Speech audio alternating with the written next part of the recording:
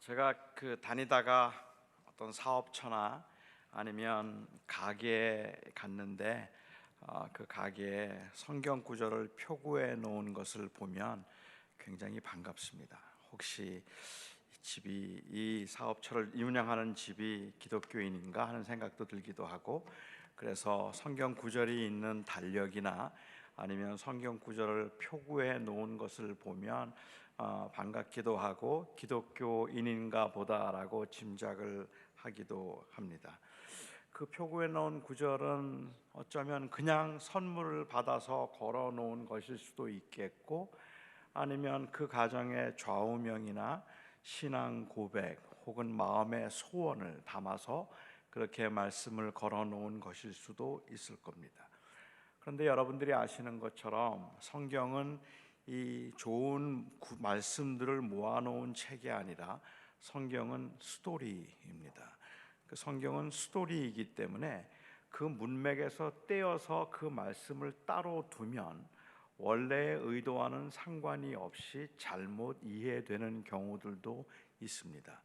사실은 이제 성경을 좀 읽어보겠다고 마음을 먹고 이번에 좀 성경을 읽어야 되겠지 생각하면 옛날에 그 성경에 나오는 그 귀한 말씀들, 뭐 원수를 사랑하라, 아니면 대접받고 싶은 대로 남을 대접하라, 오른뺨을 때리거든 왼뺨을 내놓으라, 뭐 이런 좋은 말씀들이 성경에 있을 거라고 짐작하고 성경을 읽은 분들은 대개 다 실망하죠. 마태복음부터 이상한 족보부터 시작을 해서 도대체가 알 수 없는 이야기들이 너무 많이 나오기 때문에 그렇습니다. 성경은 스토리이기 때문에 그 문맥이 굉장히 중요합니다. 아마도 사업처에 갔을 때 가장 많이 볼 수 있는 말씀이 제가 생각할 때는 욥기 8장 7절 말씀 아닐까 싶습니다. 내 시작은 미약하였으나 나중은 심히 창대하리라. 아마 이 말씀 여러분들에게도 굉장히 익숙한 말씀이죠. 참 위로가 되는 말씀이고 좋은 말씀이라서 믿지 않는 분들도 이 말씀은 참 좋아할 만한 그런 말씀입니다.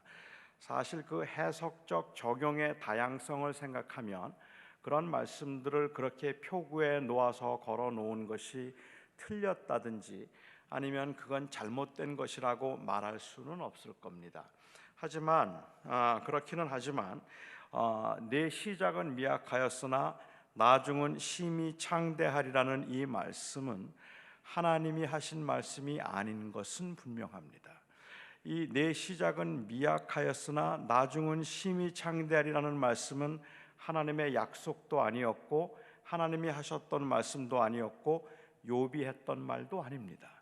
이 말은 욥의 친구였던 빌닷이라고 하는 사람이 기복신학적인 근거에서 그 배경에서 한 말이었습니다. 욥의 친구들은 욥이 고난당하고 있다는 소식을 듣고 찾아왔어요. 그리고 욥의 그 처참한 모습을 보고 너무 불쌍했습니다. 일주일 동안 먼 곳에서 그들이 죄를 무릅쓰고 욥을 위해서 기도를 하죠.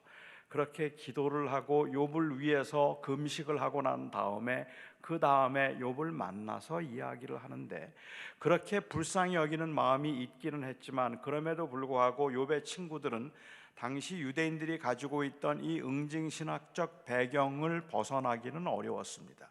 그러니까 그 당시 응징신학적 입장에서 보면 고난을 당하는 사람들은 다 죄 때문이에요. 누군가 고난을 당하고 있다면 죄를 지었기 때문에 그런 것이고 하나님 앞에 크게 잘못했기 때문에 하나님을 진노하게 해서 고난을 당하게 되고 병을 얻게 되고 그리고 환난을 당하게 된다고 그 당시 사람들은 생각했죠.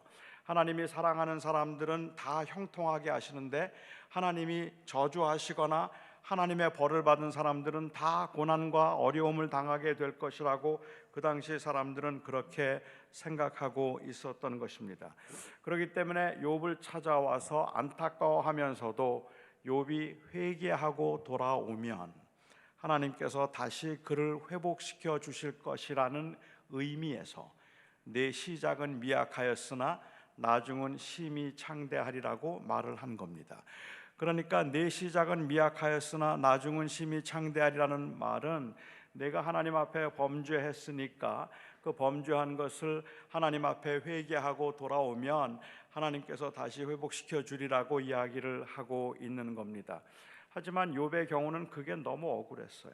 자기가 범죄했기 때문에 하나님께서 자기를 치셨다면 이건 너무 억울하다는 생각이 들었다는 말입니다.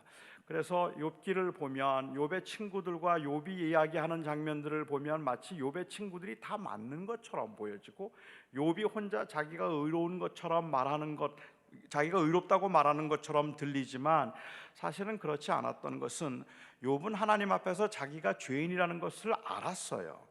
그러니까 하나님이 죄로 인하여서 자기를 벌하신다면 그거는 어쩔 수 없어요. 당연한 거예요. 그런데 욥을 힘들게 만들었던 건 뭐냐면 하나님이 내 죄를 발견하여서 나를 이렇게 치셨다면 그거는 하나님이 그 하나님 앞에 어쩔 수 없는데 정말 하나님이 그러셨다면 어째서 너희들은 멀쩡하니? 그 이야기였어요. 왜 하나님이 너희들은 괜찮니? 너희들은 죄인이 아니니? 이 말을 욥은 계속해서 변론을 하고 있었던 것이죠. 하지만 이 빌닷의 말은 처음부터 틀렸습니다. 하나님께서 욥기를 통해서 말씀하고자 하셨던 것은 욥이 고난을 죄를 지었기 때문에 고난을 당한다는 것이 아니었습니다. 우리는 종종 고난당하는 분들에게 욥기를 읽어보라 그래요. 그런데 욥기를 읽어보라고 하는 그 의도가 무엇일까 한번 생각해 보면 왜 고난 중에 있는 사람들에게 욥기를 읽어보라고 할까? 만일 고난 중에 있는 분들에게 욥기를 읽어보라고 하는 이유가 고난 가운데 있으면서도 욥이 불평하거나 원망하지 않고 오히려 하나님 앞에 그냥 그 고난을 잘 감수하고 감사함으로 인내했다는 것을 말하기 위해서라면, 그렇다면 욥기를 읽어보라고 말씀하지 마시고 욥기 2장까지만 읽어봐라 이렇게 말씀하시는 게 맞을 겁니다. 욥기 3장부터 욥은 출생을 저주하고 그리고 그 고난 가운데 굉장히 힘들어하는 모습을 보기 때문에 그렇습니다. 욥기의 주제는 고난을 당해도 불평하거나 원망하지 말라는 게 아닙니다. 제가 이해하는 바 욥기의 주제는 의인도 고난을 받는다는 것입니다. 의인도 이 땅에 사는 동안에 고난을 당할 수 있다는 것과 하나님의 어떤 계획과 섭리에 의해서 고난을 당할 수 있다는 것과 그 고난 중에 있으면서 욥은 하나님의 임재를 정말로 사무치게 그리워합니다. 그러니까 욥이 고난을 당하면서 정말 힘들고 어렵기는 했지만 욥이 알고 싶었던 건 하나님 지금 이 순간에도 저와 함께 하십니까? 그거예요. 하나님 지금 이 순간에도 하나님은 저와 함께 하시고 내가 이 고난당하는 것 주님 아십니까? 주님 보고 계십니까? 우리는 사실 고난도 힘들기는 하지만 그 고난 가운데 견디기가 힘든 이유 중에 하나가 있다면 그 고난의 의미가 무엇일까를 모를 때라고 저는 생각해요. 그래서 정말로 하나님 이 고난 가운데도 하나님이 함께 하시는가를 묻고 있었고 38장에서 하나님께서 친히 욥에게 나타나심으로 욥은 그 고난 가운데서 하나님이 함께 하신다는 것을 경험할 수 있었습니다. 그러니까 욥기의 주제는 고난 중에 있더라도 하나님은 그와 함께 하신다는 것과 그리고 의인도 고난을 당할 수 있다는 것을 말하고 있는 것이죠.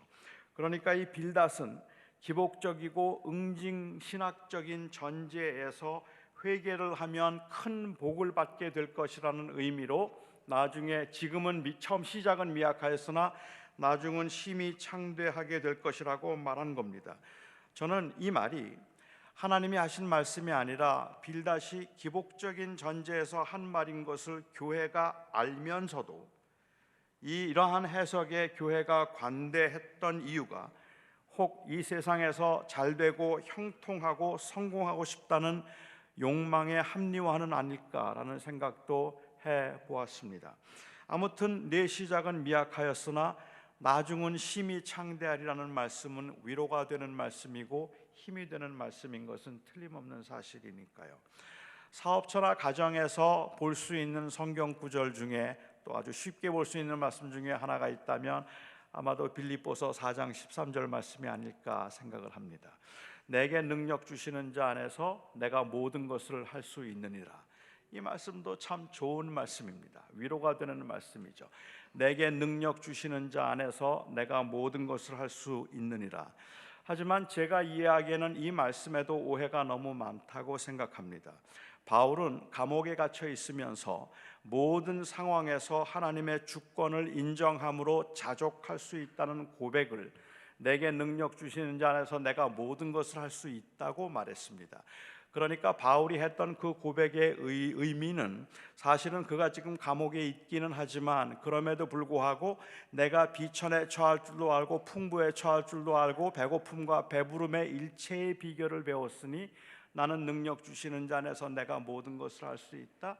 나는 그 하나님의 주권에 만족할 수 있고 자족하는 법을 배웠다고 고백을 하는 것이지, 내가 원하는 건 뭐든지 그 능력에 기대어서 뭐든지 이룰 수 있다는 고백을 하고 있는 것은 아닙니다. 하나님은 무엇이든지 할 수 있다는 것, 그것은 전능하심을, 하나님의 전능하심을 믿는 우리 모두의 고백입니다. 하지만 많은 그리스도인들은 사실은 하나님의 능력을 의심하고 있는 것이 아니라 하나님의 의지를 의심하고 있는 것이라고 보면 맞을 것 같아요. 그러니까 하나님이 하실 수 있는가라는 질문은 이 말씀 앞에서 그렇게 적합한 질문이 아닐 거라는 말입니다. 주님께서 이 대구 내일교회를 대구에서 가장 큰 교회로 만드실 수 있을까요? 아멘.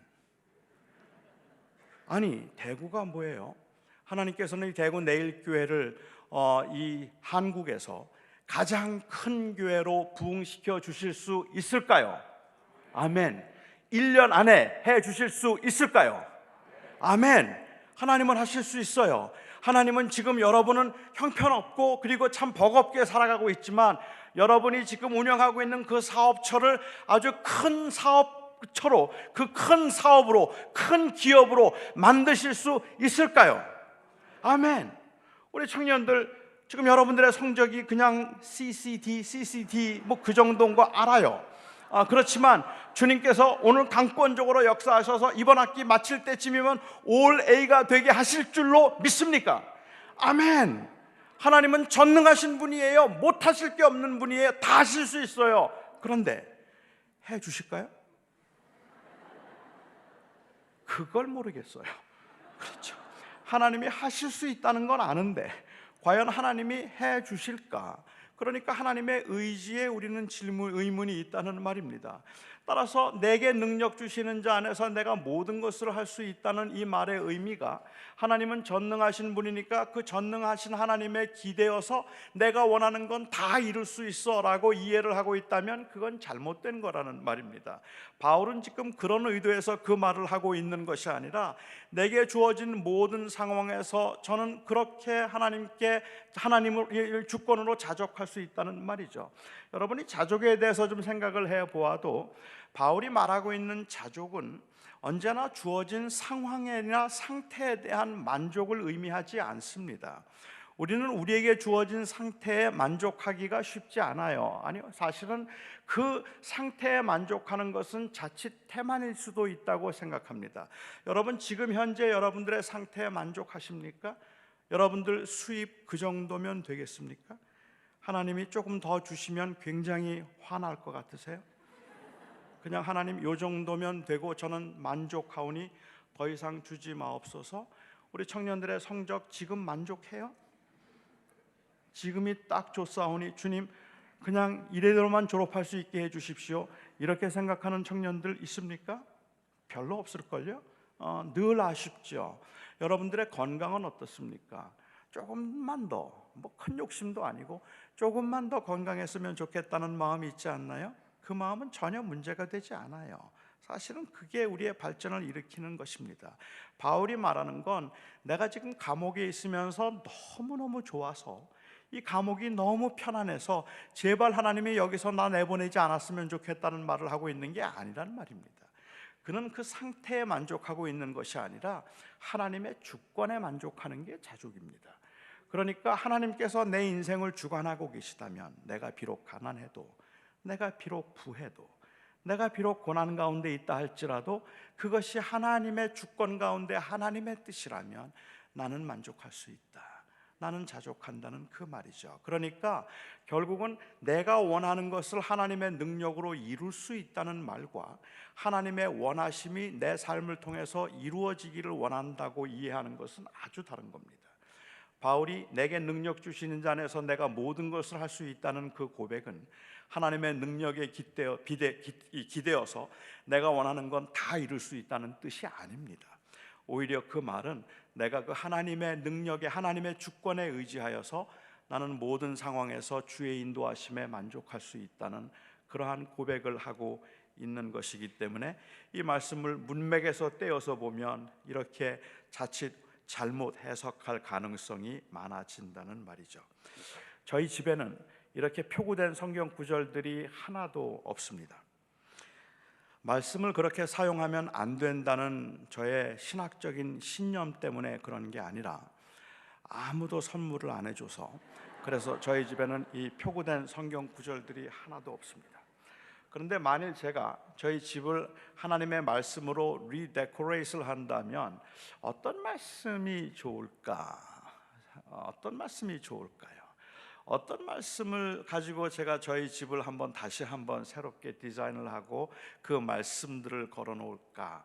우선 저는 저의 그 이 침실에 제가 눈을 딱 떴을 때 볼 수 있는 그 벽에는 저는 시편 127편 2절 말씀을 거기에 걸어 놓을 것 같아요. 여호와께서 그 사랑하는 자에게 잠을 주시는도다. 이 말씀 너무 좋잖아요. 저는 아침에 일어날 때마다 그 말씀을 보고 잠자리에 들 때마다 그 말씀을 보면서 잠을 즐길 수 있는, 여호와께서 사랑하는 자에게 잠을 주신다는 말씀을 제가 마주보는 벽에 붙여놓고, 제 아내가 눈을 떴을 때 보이는 쪽으로 벽에는 잠언 24장 33절 말씀이 좋을 것 같아요. 내가 좀 더 졸자 좀 더 눕자 하면 빈궁이 도적같이 임하리라. 그래서 제 아내는 늘 그 말씀을 묵상하면서 항상 깨어 있도록 하고, 저는 여호와께서 사랑하는 자에게 단잠을 주신다는 말씀으로 늘 저는 잠을 즐길 것 같아요. 식당에는 어떤 말씀을 걸어 놓을까요? 제가 마주보는 벽에는 디모데전서 4장 3절 말씀이 좋아요. 모든 음식은 하나님이 주신 바니 감사함으로 받으면 버릴 게 없느니라. 너무 좋잖아요. 그래서 모든 음식은 하나님이 주신 것이다. 그러니 감사함으로 잘 먹자, 이 말씀을 붙여놓고, 제 아내가 마주보는 벽에는 마태복음 4장 4절이 딱 좋습니다.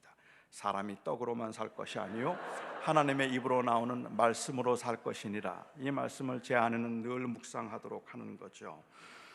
저희 아이들의 방에는 잠언 13장 1절이 좋습니다.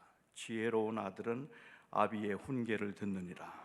그 말씀을 제 아들은 늘 묵상하도록 하고, 화장실에는 빌립보서 3장 8절 말씀이 괜찮습니다. 내가 그를 위하여 모든 것을 잃어버리고 배설물로 여김은 그리스도를 얻기 위함이라. 그래서 화장실에서 늘 그리스도를 얻기 위하여 내가 모든 것을 배설물로 여긴다는 걸 묵상할 수 있으면 괜찮을 것 같아요. 그렇다면 주방엔 어떤 말씀이 좋을까요? 주방에 제가 여러 교회를 다녀보았는데 옛날에, 지금은 그렇게 확인을 못했지만 옛날에 제가 그 교회를 다니다 보면 주방에 제일 많이 걸려있는 말씀이 누가복음 16장 10절 말씀이었습니다. 혹시 내일 교회도 그 말씀이 없기를 바랍니다. 누가복음 16장 10절 말씀이었어요.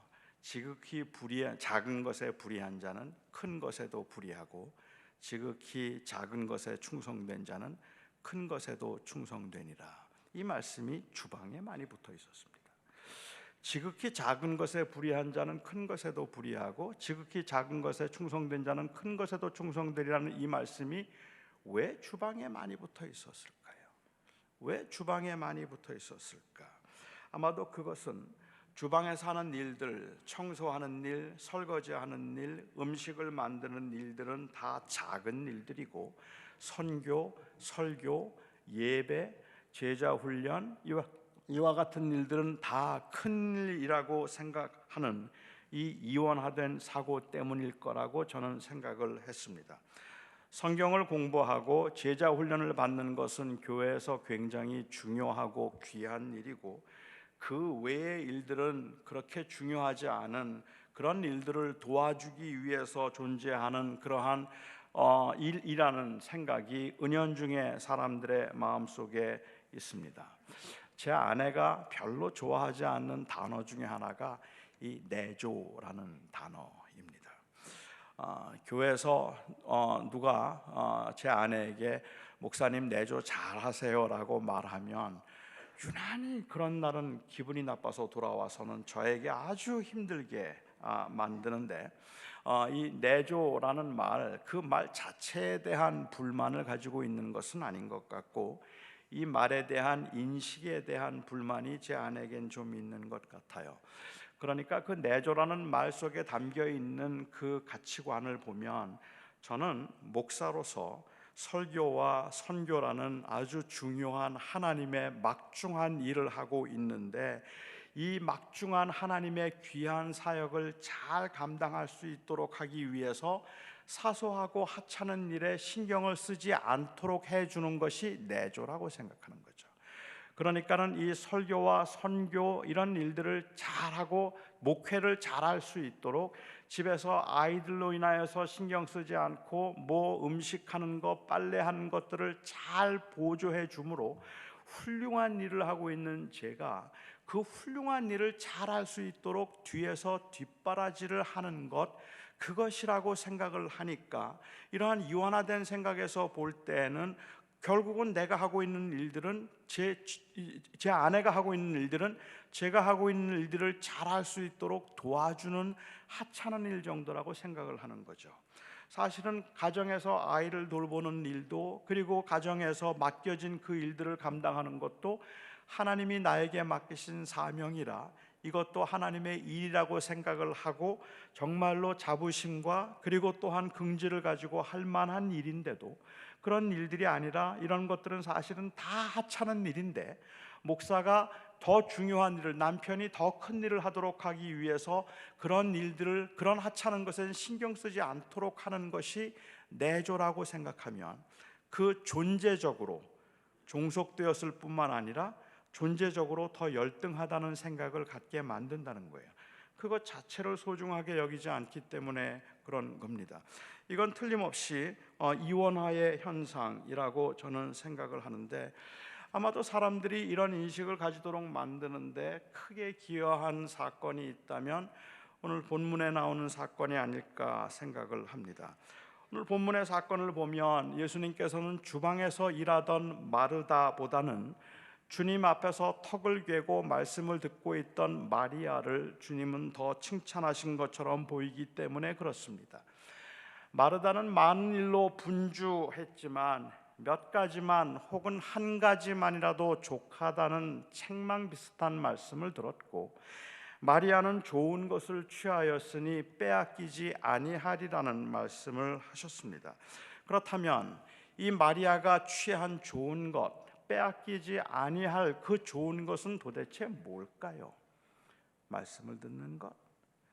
말씀을 듣는 것이 주방에서 일하는 것보다 더 좋은 것이기 때문에 마리아는 이것을 절대로 빼앗기지 아니하리라고 주님께서 말씀을 하신 걸까요? 저는 주님께서 이 사건을 통해서 말씀을 듣는 것 혹은 종교적인 것과 그리고 그 외의 일반적인 것을 구분하는 이원화를 권장하셨다고 생각하지는 않습니다. 이 말씀을 좀 이해하기 위해서는 사실은 이 말씀 이전에 나오는 선한 사마리아 사람의 비유를 살펴볼 필요가 있을 것 같아요. 물론 이 선한 사마리아 사람의 비유와 그리고 이 마르다와 마리아의 이야기는 전혀 상관이 없는 두 개의 별개의 사건이 우연히 두 개가 나란히 기록되었다고 말할 수도 있겠지만, 제가 생각하기에는 이 두 사건이 나란히 기록된 것은 어떤 절묘한 균형을 이루기 위해서가 아닐까라는 생각이 들기도 한다는 말이죠. 한 율법학자가 예수님을 찾아왔습니다. 그리고 예수님에게 예수님 어떻게 하면 영생을 얻을 수 있습니까? 라고 질문을 했습니다. 사실은 그는 그 답을 미리 알고 있었기 때문에 구도적인 자세로 어떻게 하면 영생을 얻을 수 있는가를 알고 싶어서 질문한 것이 아니라 예수님을 시험하기 위해서 이 질문을 했다고 했습니다. 그런데 이 율법자가 예수님을 시험한 것은 예수님이 어떻게 하면 영생을 얻는지 아는가 모르는가를 시험한 게 아닌 것 같아요. 오히려 율법학자가 예수님을 시험했던 것은 예수님이 답을 아는가를 시험한 것이 아니라 자기가 의인이라는 것을 예수님이 아시는가를 시험해 본 것 같아요. 내가 구원받을 수 있는 의로운 자라는 것을 예수님은 아시나? 이것을 시험해 보고 싶어서 예수님에게 어떻게 하면 영생을 얻을 수 있습니까? 물었습니다. 그가 예수님을 시험하는 것을 아셨기 때문에 주님께서는 어떻게 너는 이해하고 있는가? 라고 물었어요. 그리고 그는 서슴지 않고 대답합니다. 하나님을 내 마음과 뜻과 정성을 다해서 사랑하고 이웃을 내 몸과 같이 사랑하면 됩니다 했어요. 그리고 주님께서 말씀하시기를 내 말이 옳도다, 가서 그대로 행하라 라고 말씀하셨습니다. 이 평소 주님 같지 않은 대답이죠. 평소 주님 같으면 요한복음을 본다면 어떻게 하면 영생을 얻을 수 있습니까? 라고 말하면 주님이 아마 대답하실 때 나로 말미암지 않고는 안 될 거다. 거듭나지 아니하고는, 물과 성령으로 거듭나지 아니하고는 아무도 구원을 받을 수 없다, 이렇게 말씀을 하셨을 것 같은데, 마음을 다하고 뜻을 다해서 하나님을 사랑하고 이웃을 내 몸과 같이 사랑하라고 그렇게 대답을 하니까 내가 만일 그렇게 생각하고 있다면 그대로 한번 해보라, 내가 옳으니 가서 하라라고 말했습니다. 그러자 그가 예수님 앞에 질문을 합니다. 그러면 누가 우리의 이웃입니까? 라고 물었습니다. 아마도 그는 하나님은 마음을 다해서 사랑하는데 누가 우리의 이웃인가, 이웃에 대한 확신이 없었기 때문일까요? 아니, 그거보다는 이웃을 사랑함에도 자기가 구원을 받을 만하다는 걸 보여주기 위해서였는지도 모르겠습니다. 누가 우리의 이웃입니까? 라고 그렇게 묻습니다. 그 질문에 주님께서는 선한 사마리아 사람의 비유를 말씀해 주셨습니다. 그런데 이 선한 사마리아 사람의 비유를 말씀하시고 주님께서 하셨던 그 말미에 하신 주님의 질문이 제가 생각할 때는 굉장히 예리하고 정교하다는 생각을 좀 해보았습니다. 왜냐하면 이 율법학자가 누가 우리의 이웃입니까? 라고 묻고 있는데 주님은 선한 사마리아 사람의 비유를 말씀하시고 난 다음에 이 강도 만난 사람에게 누가 이웃이 되었느냐, 다시 말하면 강도 만난 사람은 누구를 이웃이라고 생각하겠는가라고 주님께서 물으셨다는 겁니다. 이건 오늘날 우리 교회 현실에도 좀 비슷하게 들어맞는 말씀인 것 같기도 합니다. 교회에 물어보세요. 오늘 교회들에게 물어보세요. 누가 우리의 이웃입니까? 교회는 어렵지 않게 대답합니다. 소외된 사람이 우리의 이웃입니다. 가난한 사람이 우리의 이웃이고, 병자들이 우리의 이웃이고, 그리고 약자들이 교회의 이웃입니다라고 대답해요. 우리는 그게 정답인 걸 알고 있어요. 누가 우리의 이웃이냐고 말하면 우리의 이웃은 약한 사람들이고 가난한 사람들이고 병자들이에요. 그런데 약자들과 소외된 사람들에게 가서 물어보세요. 누가 우리 이웃이, 당신들의 이웃이냐고. 그들은 교회를 말하지 않아요. 교회가 그들의 이웃이라고 말하지 않아요. 왜냐하면 그들이 정말 어려울 때 찾아온 적이 별로 없었어요. 우리는 늘 그들이 이웃이라고 말을 하지만 그들은 우리를 이웃이라고 여기지 않는 것이 문제라는 말입니다. 그러니까 누가 우리의 이웃이냐는 질문보다 오히려 주님께서 이 율법학자에게 물으셨던 질문은 이 강도 만난 사람은 누구를 이웃이라고 생각하겠는가라고 오히려 반문하고 계셔서 그가 이웃을 사랑한다고 말하지만 사실은 이웃을 사랑하지 않는 것임을 주님께서는 말씀하셔서 율법 자기는 구원에 이를 수 있다고 생각하지만 여전히 거기에 미흡하다는 것을 강조하신 말씀이라고 볼 수 있을 것 같습니다. 유대인들은 이웃 사랑하는 게 그렇게 어렵지 않았어요. 여러분들도 이웃 사랑하는 거 그렇게 어렵지 않을 수 있습니다. 제가 그 방법을 가르쳐 드릴까요? 어떻게 하면 이웃 사랑이 쉬울까? 이웃이 누구인가 하는 것을 정의하는가에 따라서 이웃 사랑이 쉬워집니다. 이웃이란 나와 뜻을 같이 하며 나와 늘 같은 생각을 가지고 나와 비슷한 수준에 있는 사람이 이웃이다, 이렇게 생각을 하면 이웃이 쉬워집니다. 유대인들은 그렇게 생각했어요. 우리의 이웃이 누굽니까? 라고 말하면 세리들 이웃일 수 없어요. 창기들 이웃 아니에요. 죄인들, 이방인들, 그들 다 이웃이 아니기 때문에 사랑해야 될 의무가 없어요. 그들에게 이웃은 하나님을 잘 섬기는 자기들과 같은 경건한 유대인들만이 우리의 이웃이라고 생각하고 있었던 거죠. 그래서 우리는 이웃 사랑하는 게 문제가 없는 거죠. 교회에서 교인들만 사랑하라 그러면 그거 별 문제 없을걸요. 할 수도 있을걸요. 물론 교인들 사랑하는 것도 쉬운 일은 아니지만 할 수도 있을걸요. 하지만 우리와 마음이 맞지 않는 사람들, 뜻을 같이 하지 않는 사람들, 생각이 다른 사람들, 사상적으로 이념이 다른 사람들을 우리의 이웃이라고 부를 수 있을까? 이건 굉장한 도전이라는 말입니다. 그들은 과연 우리를 이웃이라고 하겠는가? 이 질문이었죠. 아무튼 이 선한 사마리 사람의 비유를 보면 한 사람이 예루살렘과 여리고로 가는 그 길 사이에서 강도를 만나서 거반 죽게 되었습니다. 본문은 강도 만난 사람이 누구인지를 정확하게 밝히지 않고 있어요. 주님의 의도를 생각해 볼 때는 이 강도 만난 사람이 유대인이라고 말하는 게 조금 더 맞을 것 같아요. 사마리아 사람이었다면 사마리아 사람을 사마리아 사람이 도와준 거는 어쩌면 또 그 끼리끼리의 이웃에서는 그럴 수 있는 이야기니까, 그러니까 유대인인데 사마리아 사람이 도와주었다는 게 더 적합한, 그러한 적당할 것 같기는 한데, 하지만 본문이 정확하게 누구인지를 말하고 있지 않으니까 뭐 한국 사람이라 그래도 크게 차이는 없을 거라고 생각을 합니다. 예수님은 이 비유를 예루살렘에서 여리고로 내려가는 길에 발생한 일로 설정을 하셨습니다. 약 한 25km 정도 떨어져 있는 예루살렘과 여리고 사이의 길, 여리고라고 하는 곳에는 특별히 제사장들과 레위인들이 많이 모여 살던 곳입니다. 그 제사장과 레위인들이 많이 모여 살고 있었는데, 예루살렘에서 여리고로 내려가던 길에 제사장과 레위인이 강도 만난 사람을 보았다면, 내려가는 길이라는 말은 이미 예배를 마치고 난 다음입니다. 그러니까는 이들은 종교적인 의무를 다한 사람들입니다. 즉 하나님을 사랑하는 그 일을 다한 사람들이에요. 마음을 다해서 예배하고, 그리고 어쩌면 너무 그 예배하느라고 고달프고 피곤했기 때문에 그 피곤한 몸을 이끌고 여리고로 집으로 내려가던 길에 강도 만난 사람을 보게 되었다는 말입니다. 거반 죽게 되었어요. 저는 이 사람을 보면서 그들이 불쌍히 여기는 마음이 없었다고 생각되지 않습니다. 불쌍히 여기는 마음이 있었지만 도와줄 수 없었습니다. 너무 피곤했기 때문일 수도 있어요. 아니면 너무 무서워서일 수도 있을 겁니다. 여러 가지 다른 이유가 있었을 것 같은데, 주님께서 이 비유를 말씀하시면서 특별히 그냥 일반 유대인들이나 일반인들이 아니라 제사장과 레위인을 설정해서 말씀하셨다는 이것은 아마도 주님의 말씀의 의도 속에는 바로 이 종교적인 이유가 포함되어 있는 것 같다는 거란 말입니다.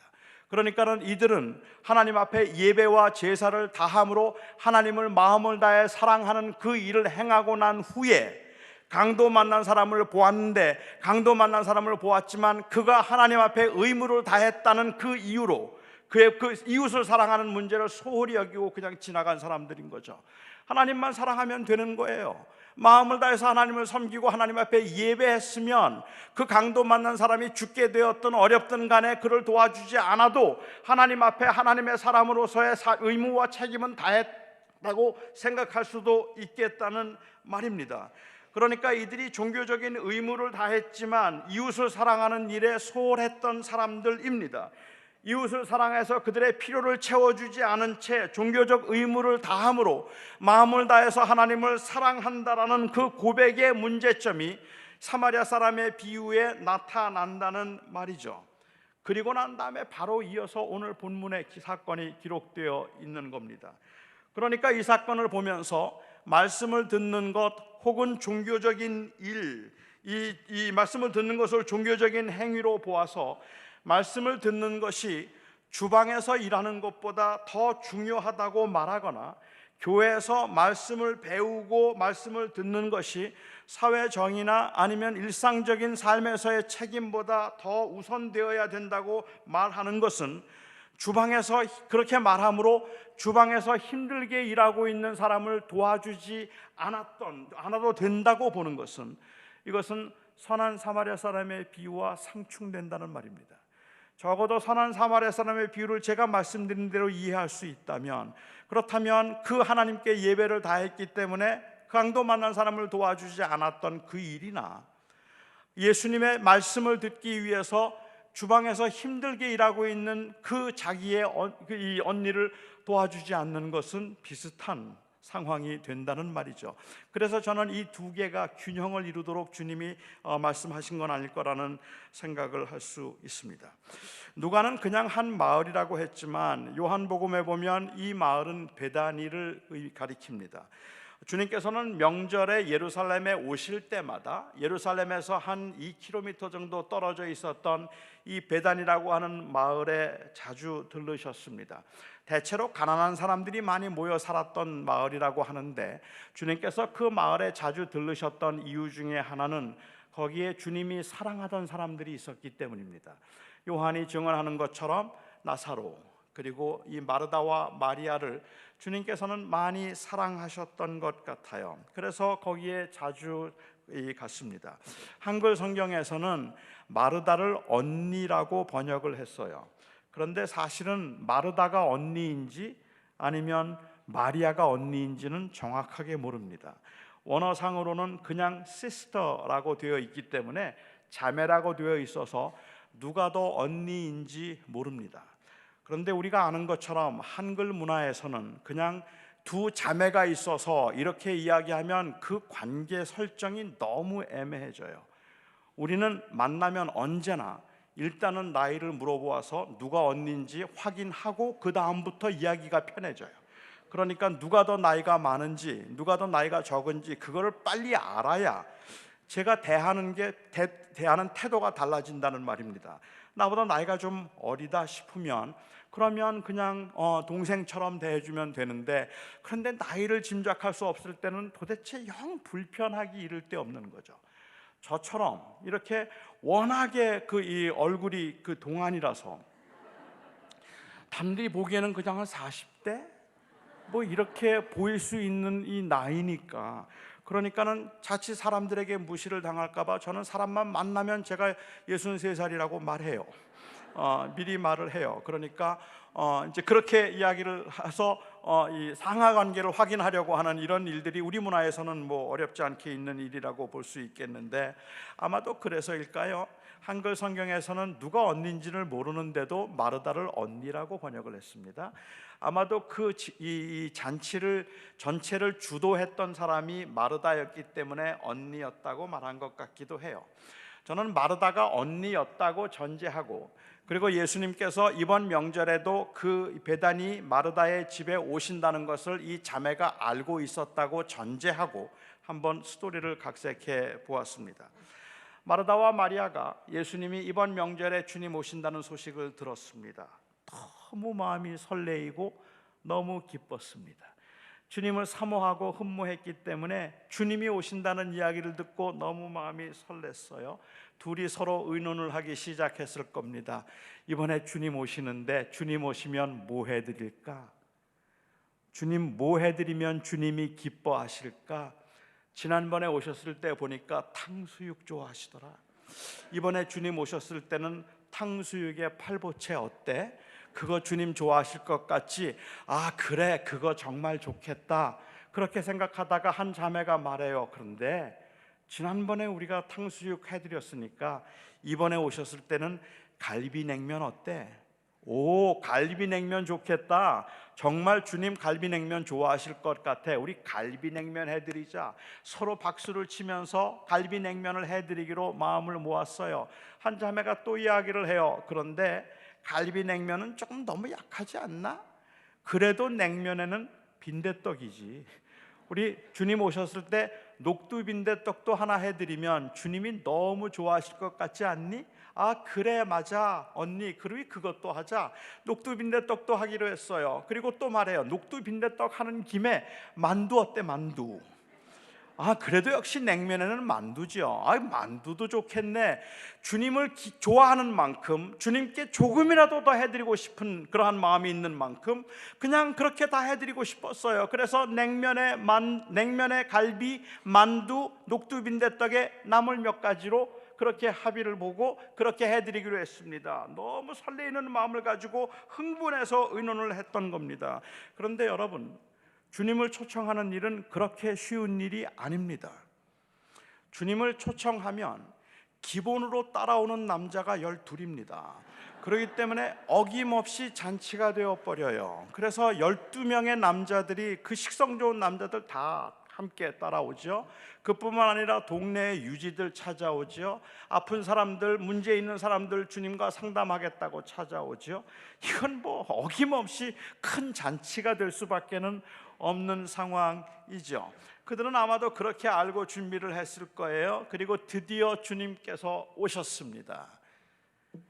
역시 이번에도 12명의 남자들이 쭉 따라 들어왔습니다. 주님과 일행이 도착하니까 마르다의 마음이 분주해지기 시작했어요. 아무리 일찍부터 음식을 준비해도 손님들이 오면 바빠지는 법 아닙니까? 뭐 전을 미리 부쳐놓겠습니까? 국수를 미리 삶아놓겠습니까? 그러니까는 먼 거리 여행하시느라고 엄청 피곤하실 텐데, 그때가 점심이었다고 가정하고 주님께서 시장하실 텐데 빨리 맛있는 거 해드려야 되겠다는 그 주님을 향한 마음이 크면 클수록 마르다는 마음이 조급했어요. 주님 빨리 맛있는 거 해드려야 되는데 얼마나 시장하실까? 우리 손님들 오셨는데 빨리빨리 하자. 열심히 음식을 준비하고 음식을 장만하고 열심히 하는데, 그렇게 바쁘면 바쁠수록 마음이 분주해지는 거죠. 너무 바빠서 막 정신없이 일을 하다 보니까 마리아가 안 보여요. 마리아 어디 간 거야? 이렇게 바쁘고 힘든데 마리아 도대체 어디 간 거야? 마리아를 한참 찾다 보니까 마리아가 예수님 발 앞에 앉아서 말씀을 듣고 있어요. 아마도 마르다는 그 마리아를 보면서 자꾸 계속 눈짓을 했겠죠. 그리고 아마 그 눈을 마주치고 나오라고, 마리아가 마르다를 보았을 겁니다. 빨리 나오라고, 바쁘니까. 그런데 마리아가 마르다를 보고 난 다음에 본 척도 안 하고 주님을 또 보고 있어요. 그리고는 그 앞에서 아무리 신용을 하고 아무리 애를 써도 마리아가 이제는 눈도 주지 않습니다. 마르다가 화가 났어요. 이럴 때는 마리아에게도 화가 나지만 그 마리아를 내보내지 않는 주님에게도 화가 나는 법이죠. 그래서 주님을 찾아와서 주님 앞에 따졌습니다. 주님, 나 혼자 일하게 내 동생이 두는 것을 주님께서는 상관치 아니하십니까? 나 혼자 이렇게 고생하고 힘들게 있는데 주님 어찌하여서 그냥 내버려 두십니까? 내 동생을 명하여, 마리아를 명하여 나를 도와주라 하소서. 이때 마르다는 주님의 어떤 반응을 기대하고 있었을까요? 어떤 반응을 그가 기대하고 있었을까요? 평소에 주님이시라면 주님께서는 어떤 반응을 하셨을까요? 제가 알고 있는 주님이라면 저는 마리아를 책망하셨을 것 같아요. 마리아야, 너 솔직히 좀 얌체라고 생각하지 않니? 저 언니 저렇게 지금 발을 동동 구르면서 힘들게 지금 일하는 것 좀 봐. 저렇게 힘들게 일하고 있는데 너 혼자 이렇게 말씀 듣겠다고 앉아있으면 이게 되겠냐? 나가서 언니 좀 도와주지? 이게 주님답지 않습니까? 말씀을 듣는 것도 좋지만 행함이 더 중요하니라. 그러니 가서 사랑을 실천하라. 이렇게 주님이 말씀하시는 게 더 주님답지 않느냐는 말입니다. 아니 조금 양보하면 주님께서 오히려 마리아에게 마리아야, 지금 언니가 너무 힘드니까 언니 좀 도와주고 나중에 오늘 저녁에 너한테는 따로 해줄게, 이렇게 말씀하시는 게 주님 같아요. 그런데 주님께서 뜻밖의 마르다를 책망하신 것 같습니다. 오히려 마르다를 보고 말씀하시기를, 마르다야 마르다야, 내가 너무 많은 일로 분주한 것 같구나. 몇 가지만 하든지 혹 한 가지만이라도 족하니라. 마리아가 이 좋은 것을 취하였으니 빼앗기지 아니하리라 라고 그렇게 말씀을 하셨습니다. 주님께서 이 말씀을 하셨는데, 그러면 몇 가지만 혹은 한 가지만이라도 족하다고 말씀하신 주님의 말씀의 의도는 무엇이었을까? 주님을 기쁘시게 하겠다고 정성을 다해서 준비한 그 음식이 부담스럽다는 의미일까요? 아니면 주님께서는 먹는 것보다는 말씀을 듣는 것을 더 좋아하기 때문에 음식 만드느라고 그렇게 일하지 말고 내 말을 좀 들으라고 주님께서 말씀하고 계시는 걸까요? 그래서 마리아가 취한 좋은 것이 말씀을 듣는 것이었다면, 그리고 마르다가 주님의 말씀을 그렇게 이해했다면 그날 주님 점심 못 드셨어요. 마르다도 그래요 주님, 그러면 저도 말씀 듣지요. 앞치마 걷어두고 주님 앞에 가서 말씀 듣지 않겠습니까? 그런데 마르다는 그렇게 이해하지는 않았던 것 같아요. 주님이 말씀하신 의도가 그런 의미가 아니었다는 것을 마르다가 알았던 것 같습니다. 주님께서 마지막 유월절을 보내기 위해서 예루살렘에 가셨을 때 마지막으로 베다니에 한 번 더 들르십니다. 그때 베다니에 가셨을 때는 마르다의 집에서 식사를 하지 않으시고 나 환자였던 시몬의 집에서 식사를 하셨습니다. 그렇게 나 환자의 집 시몬의 집에서 식사를 하실 때 여러분, 그때 마리아가 뭐 하는지 아십니까? 마리아는요, 혁명적인 여자입니다. 어떤 분들은 생각하기를 마리아는 말씀을 듣고 차분하게, 그리고 묵상적이고 여성스럽다. 제가 여성스럽다는 말에 조금 여러분들이 오해하지 말고 들어주시기를 바라고, 여성은 이래야 된다는 어떤 스테레오타입을 말하고 있는 것은 아닙니다. 그냥 일반적인 그 생각에 의해서 왠지 마리아는 조금 더 조용하고 차분하고 그렇게 명상적인 여인이었고, 마르다는 굉장히 분주하고 바쁘고 그리고 활동적인 여인이었던 것처럼 그렇게 생각을 하잖아요. 제가 보기엔 정반대예요. 마리아는 혁명적인 여자입니다. 그 당시에 마리아를 보면 마리아는 정말 엄청난 여인입니다. 제가 보기엔 그렇습니다. 예수님께서 식사를 하실 때 마리아는 그 남자들이 있는 곳에서 주님의 말씀을 마리아가 듣고 있었습니다. 그 당시 문화에서 남자들이 모여 있는 곳에 여자가 들어가서 같이 있는 것은 허락되지 않았습니다. 그러니까는 그 허락되지 않은 곳에, 남자들만 있는 곳에 여자 혼자 말씀을 듣겠다고 들어간 것도 가히 혁명이고, 그렇게 들어와 있는 그 여인을 아무 말도 하지 않고 받아주시고 말씀을 계속 하시는 예수님도 참으로 혁명적이고, 그렇게 예수님 앞에서 말씀을 듣고 있지만 그것을 가지고 문제를 삼지 않고 있는 제자들도 이미 상당히 많이 깨진 상황입니다. 아마 거기에 바리새인들이 있었다면 어찌 여자가 감히 말씀을 듣는 곳에 와 있느냐고 책망했을 법한 일입니다. 그러니까는 다른 일반 여인들은 하지 않는 일을 마리아는 지금 하고 있는 거예요. 그 주님 앞에서 말씀을 듣는 일을 하고 있었다는 말입니다. 그날 나 환자였던 시몬의 집에서 주님께서 제자들과 함께 주님께서 방에 앉아 계실 때 마리아 뭐 하는지 아십니까? 그날 마리아는 향유를 들고 들어왔어요. 그리고 그 남자들 사이에 남자들이 있는 곳에 들어오셔서 주님께서는 요한복음 12장을 보면 그 주님께서는 들어오셔서 이 마리아는 들어와서 향유 병을 깨뜨리고 향유로 주님의 발에 붓습니다.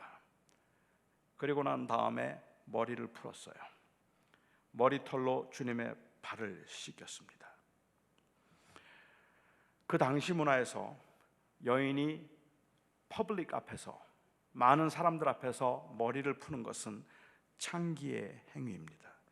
이것은 금지된 행위이고, 이것은 이 사람들에게 지탄을 받을 수 있는 하지 않는 일입니다.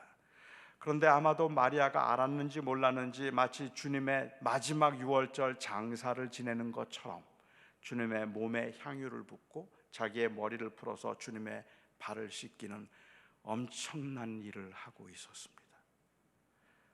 그때 마르다는 뭐 하고 있었을까요? 요한복음 12장에 보면 그때 마르다는 일을 하고 있었는데 라고 기록합니다. 여기 일을 했다는 말은 일부 학자들이 주장하는 것처럼 주방에서 일을 하고 있었던 것, 여전히 주방에서 그는 일을 하고 있었습니다. 도대체 마르다는 배움이라는 걸 모르는 여인입니까? 순종이라는 걸 모르는 여인입니까? 그만큼 망신당했으면 이제 주님 발 앞에서 말씀을 들어야지. 또 주방에 들어가 있어요.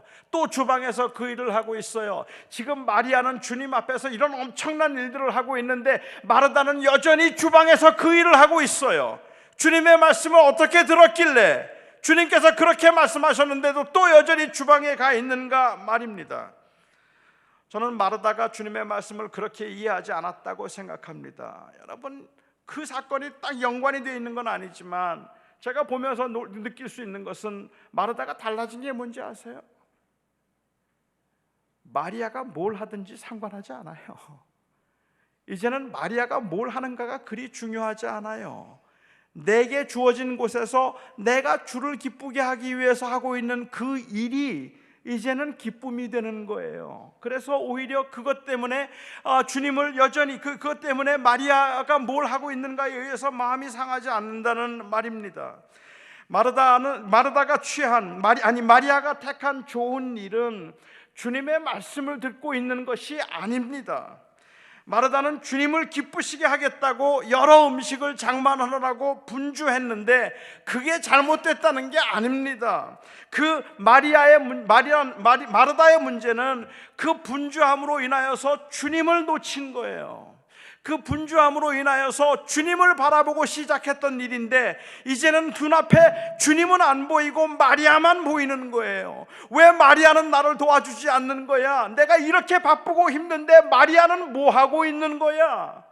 마리아가 취한 좋은 것이란 그냥 단순히 말씀을 듣고 있는 것이 아니라 마리아가 취한 좋은 것은 여전히 주를 바라보고 있는 거라는 말입니다. 그 주님을 바라보고 있었다면 마르다는 주님을 바라보면서 시작한 일인데, 주님을 기쁘시게 하겠다고 시작한 일인데 일이 너무 많아서, 일이 너무 피곤해서 점점 그 기쁨은 분노로, 불평으로 만들어지기 시작하고 그 마음속에 있던 기쁨은 사라지고 오히려 원망이 점점 깊어져 갔다는 말이에요. 왜 아무도 나를 도와주지 않는 거야? 내가 이렇게 힘들고 버거운데 왜 아무도 나를 도와주지 않고 아무도 나에게 관심을 갖지 않는 거야? 내가 이렇게 힘든데. 원래는 주님을 기쁘시게 하겠다고 한 일인데 언제부턴지 마르다의 마음속에 마리아만 가득 찼어요. 그 다음부터는 이 일은 기쁜 일이 아니었습니다. 이 사건은 단순히 주방일이 더 중요한가, 성경 공부가 더 중요한가에 관한 말씀이 아닙니다. 이 사건은 단순히 설교나 목회가 더 거룩한 일인가, 아니면 주차 봉사나 혹은 유아를 관리하는 일이 더 거룩한 일인가를 말하고 있는 것이 아닙니다. 거룩함은 무엇을 하는가로 결정되는 게 아닙니다.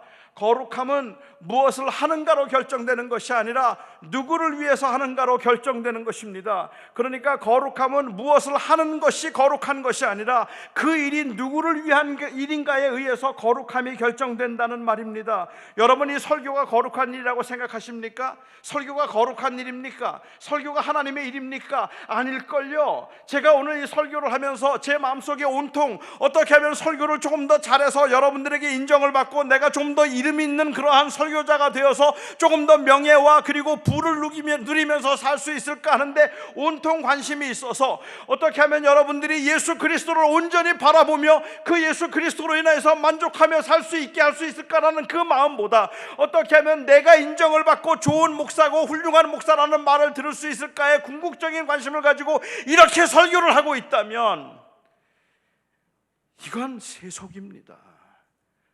이거는 저의 영광을 위해서 하고 있는 세속입니다. 거룩함은 무엇을 하는가로 결정되는 게 아니라 누구를 위해서 하는가로 결정되는 겁니다. 주방에서 하는 일도, 주차장에서 하는 일도 주를 위한 일이면 거룩한 일입니다. 설교도, 전도도, 선교도 자기를 위한 일이면 그게 세속이 되는 겁니다. 우리에게 주어진 그 모든 상황에서 예수 그리스도를 바라보아서 주를 위해서 그 일을 한다면 우리는 어떤 일의 종류에 의해서 거룩함과 세속을 나눌 수가 없다는 말이에요. 여러분들이 현재 주어진 곳에서 일하고 있는 그 모든 일들이, 가정에서 일하는 것들, 병원에서, 직장에서, 학교에서, 그리고 또한 그 가게에서, 여러분들이 어디에서 일을 하고 있든지 여러분들에게 주어진 현장에서 주를 위하여 살아가고 있을 때 그 일은 거룩한 일입니다. 저는 현대 교회가 마르다의 실수를 범하고 있다고 생각합니다. 그리스도의 영광을 위해서 사역을 시작했지만 한 영혼이라도 더 구원하겠다는 간절한 마음을 가지고 우리가 믿고 있는 주님의 사랑을 그 전하고 싶다는 열망에서 시작했지만 어느 때부터인지 너무 분주해졌어요. 너무 마음이 복잡합니다. 사실 하는 게 많다는 건 문제가 되지 않습니다. 저는 음식을 한 가지라도 더 맛있는 것을 해드린다는 건 전혀 문제가 되지 않는다고 생각을 하는데, 그런데 문제가 되는 것은 언제부턴지 이 많은 일들이 부담이 되기 시작하는 거죠. 그리고 자꾸 짐이 되기 시작하는 겁니다. 그러다 보니까 함께하지 않는 사람들, 도와주지 않는 사람들이 점점 더 섭섭해지기 시작했다는 것이 문제입니다. 아니, 그것보다 더 큰 문제는 주님을 기쁘시게 하겠다는 명목으로 시작한 일이 결국은 자기의 성취와 자기의 의가 되어서 성공이 목표가 되고, 그리고 형통이 동행의 증거가 되는, 이렇게 증거가 되므로 주님을 놓치게 되었다는 것이 문제라는 말입니다. 저는 제가 처음 목회를 시작하고 그리고 사역을 하겠다고 하나님 앞에 헌신을 하면서, 저는 제가 그렇게 큰 교회를 하거나 아니면 큰 목회를 해서 영광을 누리겠다는 생각을 하지 않고 시작했습니다. 정말 주님이 원하시고 주님이 기뻐하시는 대로 주의 부르심을 따라서 하나님의 말씀을 잘 이해하고 공부해서 전하겠다는 마음 가지고 제가 목사가 되었어요. 그게 처음 시작할 때의 마음인데, 27년 제가 목회를 하면서 내가 언제 울었나, 언제 웃었나 돌아보면 제가 울고 분노했던 거의 모든 순간들, 나 이제 그만할 거라고 그렇게 이 투정을 부리면서 그냥 다 그만두고 싶었던 때, 그때는 주님께 실망했던 때가 아니라 사람들에게 실망했을 때였습니다. 그러니까 저는 주님을 보고 시작했는데 사역을 하면서 사람만 보이더라고요. 교회가 부흥할 때는 그냥 좋고요, 조금 어렵거나 힘들면 그냥 낙심이 되어서 아무것도 하기가 싫어지더라는 말입니다. 나는 처음 시작할 때는 그런 마음으로 시작하지 않았는데, 내가 고난이라 할지라도 환난이라 할지라도 주를 바라보며 주님이 기뻐하시는 일을 하겠다고 사역을 시작했는데, 언제부턴지 주님이 기뻐하시는 일하면 어디든지 가겠습니다가 아니라, 하나님 왜 이렇게 이 사람들은 나를 도와주지 않는 겁니까? 왜 이 사람들은 나를 알아주지 않는 겁니까? 그게 못마땅하고 그게 원망이 되어서 불평과 그리고 이 불만과, 그리고 또한 그래서 생기는 그 비교의식과 억울함, 이런 것들이 저의 삶에 부끄럽지만 제 목회 현장에서 언제나 자주 경험했던 것들임을 고백하지 않을 수 없습니다. 저의 목회 현장에서 제가 제일 힘들었던 것은 어쩌면 주님을 보는 것이었는지도 몰라요. 주님은 안 보이고 자꾸 사람만 보였으니까 사람 때문에 웃었고 사람 때문에 울었는데, 그 사람 때문에 생기는 그 이 유혹과 그리고 또한 그 시련 가운데 주님을 바라보지 못한 채 그냥 주저앉은 경우들도 너무 많았기 때문에 그렇습니다. 여러분, 목사도 마리아가 될 수 있습니다. 목회도 마리아가 될 수 있습니다. 다시 말씀드립니다. 마리아는 아무 문제가 없어요. 마리아에게 문제가 있는 게 아닙니다. 그런데 마르다에게 있어서는 그 목사도 목회도 선교도 경건도, 심지어는 그것조차도 때로는 우리가 주님을 바라보지 못하게 막는 장애물이 될 수 있다는 말입니다. 제가 저희 한길교회 교인들에게 설교를 하면서 그렇게 설교를 한번 한 적이 있습니다. 저는 아무것도 아닙니다 라는 제목을 가지고 세례 요한에 관한 설교를 하면서, 설교 목회자는 아무것도 아닙니다. 세례 요한이 예수님의 그 신발끈을 묶기도 감당치 못하겠다고 말했던 것처럼, 목사는 오직 예수 그리스도만 존귀케 하고 그리스도만 드러낼 뿐이고 목사는 아무것도 아닙니다. 오직 예수 그리스도만이 전부이십니다. 목사를 보지 마시고 예수를 보세요. 이렇게 설교했어요. 그러고 난 다음에 어떤 반응 보이는지 아세요? 교인들이, 나중에 들은 이야기지만 교인들이 그렇게 말을 해요. 아멘 그랬거든요. 아멘 그랬는데, 그리고 난 다음에 교인들이 보인 반응은, 우리 목사님 설교 오늘 들어봤어? LA에 있는 목사 중에 우리 목사님처럼 저렇게 겸손하게 설교하는 사람 봤어? 우리 목사님처럼 저렇게 설교할 수 있는 겸손한 목사 없을걸? 우리 목사님이 진짜 최고 아니야?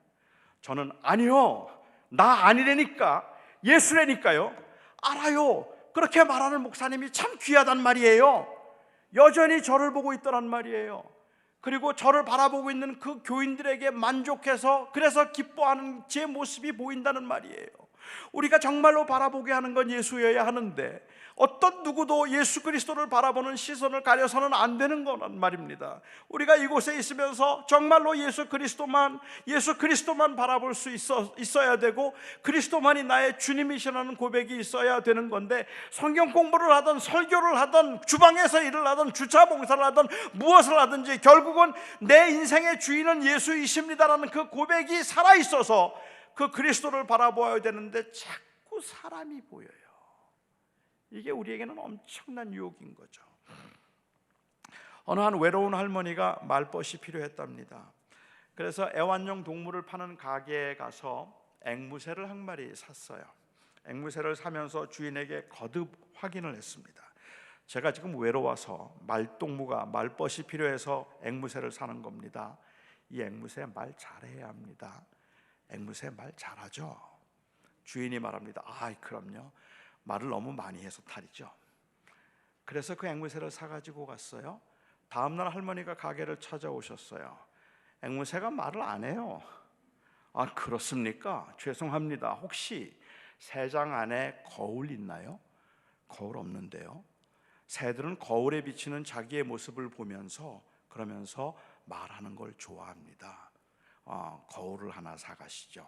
그래서 거울을 사가지고 갔어요. 다음 날 할머니가 또 찾아오셨어요. 아직도 새가 말을 하지 않아요. 그래요. 새장 안에 혹시 그네 있나요? 그네 없는데요. 새들은 그네를 타면 기분이 좋아져서 그래서 말을 할 겁니다. 그네 하나 장만하세요. 그네를 사가지고 갔습니다. 다음날 할머니가 또 오셨어요. 아직도 말을 안 해요. 혹시 새장 안에 사다리 있나요? 사다리 없는데요. 새들은 사다리를 오르락 내리락 하다 보면 기분이 좋아져서 말을 할지도 모릅니다. 새장을 하나 사가시죠. 내키지 않았지만 새가 말하도록 하기 위해서 새장을 사가지고 갔어요. 다음날 할머니가 또 찾아오셨어요. 안색이 완전히 달라졌어요. 주인이 묻습니다. 새가 말했나요? 그러자 이 할머니가 아주 풀죽은 목소리로 대답해요. 아니요, 새가 죽었어요. 그래요. 정말 미안합니다. 그런데 새가 죽을 때까지도 정말 한마디도 안 했습니까? 죽으면서 딱 한마디 하고 죽었어요. 뭐라 그러던가요? 새가 말하기를 그 가게 먹을 건 안 팔던가요? 그 말 한마디 하고 죽었습니다. 굶어 죽었습니다. 물론 만들어낸 이야기이긴 하겠지만 이 새가 말하도록 하기 위해서 그네도 갖다 놓고 거울도 갖다 놓고 사다리도 갖다 놓았는데 먹을 걸 주는 걸 잊어버렸어요. 그래서 그 새가 굶어 죽었어요. 저는 어쩌면 오늘날 우리 교회 안에서, 이 교회들 안에서 예수님이 질식하고 계신지도 모르겠다는 생각이 들어요. 정말 많은 프로그램들이 있어요. 다양한 프로그램들, 그건 나쁘지 않습니다. 그거 다 필요한 것들이고 귀한 것들이에요. 그런데 그것들을 하느라고 예수님을 놓치고 있는 것 같다는 말입니다. 언제부턴지 주를 향한 기쁨은 사라졌고 모든 봉사와 사역은 그냥 무거운 짐처럼만 여겨지고, 저희 교회에서 한 해를 시작하면 늘 하는, 제일 많이 듣는 말이 뭔지 아세요? 아니, 우리 교회 다른 교회에서 많은 분들이 오셨는데 타 교회에서 오시는 분들이 저에게 오시면서 하셨던 말씀이 뭔지 아세요? 저 아무것도 안 할 겁니다 그래요. 저 시키면 교회 떠납니다 그래요. 저 아무것도 안 해요. 금년엔 전 아무것도 안 할 겁니다. 왜요? 사람에게 다쳤어요. 사람에게. 그 일하면서 사람들에게 마음을 상해서 마음을 꼭꼭 닫고는, 그리고는 주님을 향해서 오히려 그 마음을 열지 못하고 있는 것 같은 모습들을 보게 되는 경우들이 허다하게 많습니다. 우리는 주를 보고 일을 시작했는데 사람들을 보기 시작하면서 일을 멈추게 되는 경우들이 허다하게 많더라는 말입니다. 정말로 우리가 주님을 온전히 바라보는 주를 향한 시선을 회복하지 않으면, 그러면 우리는 주어진 것들에 너무 거기에 치여서 이런저런 일들로 너무 바쁘고 분주한 가운데 주님이 안 보이면 마르다처럼 되는 겁니다. 그 주님을 기쁘시게 하겠다고 시작했던 그 일인데 너무 이 음식을 많이 하다 보니까 바빠서 도와주는 손길이 도와주지 않는 것 때문에 주님이 원망스러워지기 시작하고 그 불평으로 바뀌는 그런 이 모습을 우리가 보게 되는 거라는 말이죠. 어쩌면 한국 교회는 예수 그리스도에 대한 깊은 명상이 많이 없는지도 모르겠다. 주님에 관한 이야기를 많이 하기는 하는데 예수 그리스도가 우리를 위해서 무엇을 하셨는지, 그분이 나에게는 누구인지에 관한 의식도 없이 그냥 교회 생활에 너무 많이 바쁜 것 같다는 생각도 들기도 해요. 19세기에 그 미국에서 이 Second Great Awakening이 있고 난 다음에 D.L. 무디나 찰스 피니에 의해서 그러한 이 부흥 운동이 일어나고 개인 회심 운동이 일어났을 때 많은 사람들이 예수를 구주라고 영접함으로 이제 구원을 받는다는 사실이 정말 충격적으로 이 미국 사회를 흔들었던 때가 있습니다. 그런데 그런 모습을 보면서 일부 사람들은 그것을 굉장히 우려하고 그리고 염려스럽게 본 사람들이 있었어요. 그래서 그 사람들이 볼 때는 미국의 19세기 기독교가 도덕적으로 타락했다고 보았는데 자기의 개인의 구원에만 관심을 가지고 있어서 사회 정의나 약자들에 대해서 소홀히 여겼다고 생각했던 이 소위 말하는 소셜 가스펠 무브먼트를 일으킨 사람들이 있습니다. 이 소셜 가스펠 무브먼트를 일으켰던 주역 중에 한 사람이 찰스 셸던이라는 목사입니다. 이 찰스 셸던이라고 하는 이 목사가 그 당시에 이 윤리적인 이 타락함을 애석하게 여기면서 쓴 책이 아마 우리 한국말로는 예수님이라면 어떻게 하셨을까라고 번역된 고전이죠. 영어로는 In His Steps라는 그 책인데 예수님이라면 어떻게 하셨을까라는 그 고전적인 책을 썼습니다. 거기에 나오는 질문은 What would Jesus do? WWJD 예수님이라면 어떻게 하셨을까? What would Jesus do? 예수님이라면 어떻게 하셨을까? 하는 이 질문이 거기에 그 책에 늘 흐르고 있는 질문입니다. 그런데 최근에 미국의 복음주의에서는 우리가 예수님이라면 어떻게 하셨을까? What would Jesus do?를 말하기 이전에 WWJD를 말하기 전에 WHJD를 우리가 잊어버렸다라는 것을 지적합니다. What has Jesus done? 예수가 우리를 위해서 무엇을 하셨는가? 예수가 우리를 위해서 무엇을 하셨는가에 대한 깊은 고민과 성찰과 감동이 없이 예수님이라면 어떻게 하셨을까라는 그 윤리적 순종에 관한 이야기를 많이 강조하는 것은 사람들로 하여금 율법적으로 눌리게 만든다고 생각을 하는 거죠. 그렇기 때문에 우리에게 정말 중요한 것은 봉사를 하기 이전에도 섬기기 이전에도 예수가 나를 위해서 무엇을 하셨는가? 예수님이 나를 위해서 무슨 일을 하셨는가? 그래서 내가 받은 은혜가 어떤 것인가에 대한 깊은 그러한 그 감동이 우리 안에 있을 때 그것이 우리로 하여금 섬기게 만들고 순종하게 만드는 힘이 되어야 되는데 우리는 섬기면서 자꾸 주님 놓치고 있는 거예요. 그리고 눈앞에 있는 일만 보고 있는 것 같은 그러한 모습들을 많이 보게 된다는 말입니다. 그것이 애석한 일이 아닐 수 없다는 생각을 좀 하게 되는 것 같아요. 요즘도 교회에서요 종종 나오는 말이 내려놓음이라는 말이 한국 교회에도 화두인 것 같아요. 내려놓음 아니면 자기를 비움 이런 이야기들인 것 같아요. 저는 그 내려놓음이 굉장히 중요하고 소중한 말이라는 것은 인정을 하지만 그럼에도 불구하고 좀 아쉬움이 있다는 생각이 듭니다. 내려놓음은 그리스도인들이 궁극적으로 추구하는 것은 아닙니다. 그리스도인들이 궁극적으로 교회가 추구하는 것은 내려놓음이 아니에요. 물론 너무 많이들 올라가려고 하고 취하려고 하기 때문에 그 자체가 굉장히 덕이 되는 것처럼 들려지기는 하지만 그리스도인들이 궁극적으로 바라보는 것은 내려놓음이나 비움이 아닙니다. 내려놓음으로 이야기를 하면 제 생각에는 목사들보다는 스님들이 좀 나아요.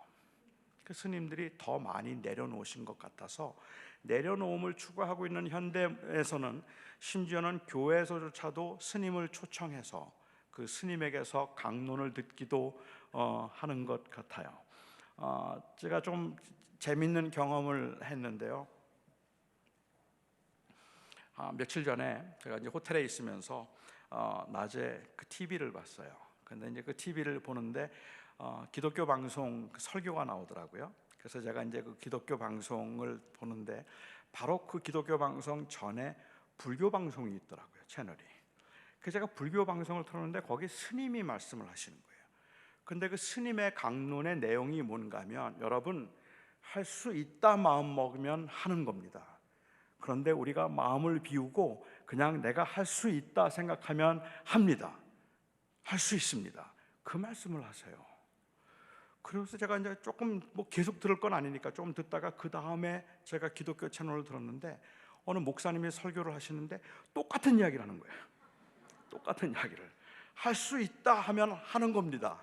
그러니까 우리가 항상 긍정적인 마음을 가지세요라는 이야기를 해요. 사실은 불교에서도 스님들도 또 아니면 목사들도 긍정적인 마음에 대해서 아니면 내려놓음에 대해서 이야기를 많이 할 수 있을 것 같아요. 그런데요, 우리 교회의, 기독교의 그 이 궁극적인 목적은 내려놓음이 아니라 올려드림입니다. 우리의 궁극적인 목적은 비움이 아니라 채움입니다. 그러니까 내려놓음은 올려드리기 위한 수단일 뿐이지 내려놓음이 우리의 궁극적인 삶의 목적은 아니라는 말입니다. 내가 겸손하게 살아야 되는 이유가 있다면 그 이유는 오직 그리스도를 높이기 위해서예요. 이게 다른 종교 어디에서도 들을 수 없는 이야기라는 말입니다. 교회가 스님을 초청해서 강연을 들을 수 없는 이유 중에 하나는 그 스님은 예수 그리스도를 말하지 않을 것이기 때문이라는 거예요.